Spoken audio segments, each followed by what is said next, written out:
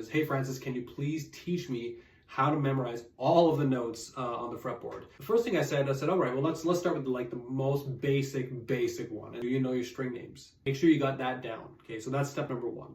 Step number two is, do you know the musical alphabet? Okay, so here's what the musical alphabet is. A sharp, B, C, C sharp, D, D sharp, E, F, F sharp, G, G sharp, and A. Once you know the musical alphabet and you know what your string names are, you can start to trace.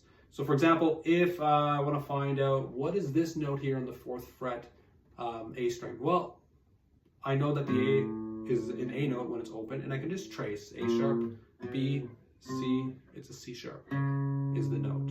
The next level is the 12th fret. The 12th fret is the exact copy of 0.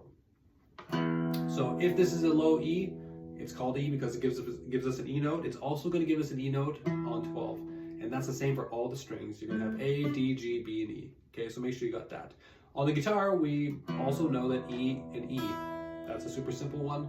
Okay, so if you know that you have an A note up here, well, you're also going to have an A note here on the high E string.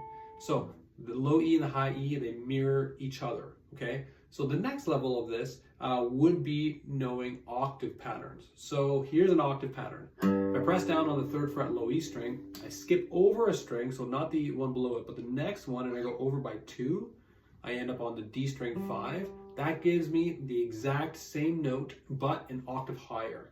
And that is a G note, and so is that. How that's useful is, let's say for example, we want to find this note right here. Okay, well, we can reverse octave it. We can do the octave pattern, and we can find this note. Usually, most people know the low E string notes a lot faster or sooner than the D string notes. So because we can use an octave pattern, we find that note, which tells us what that note is. The next level is knowing your scales and knowing the notes in your scales. So if we look at an A major scale, A, B, C sharp, G, E, F sharp, G sharp, A. And then of course it just continues.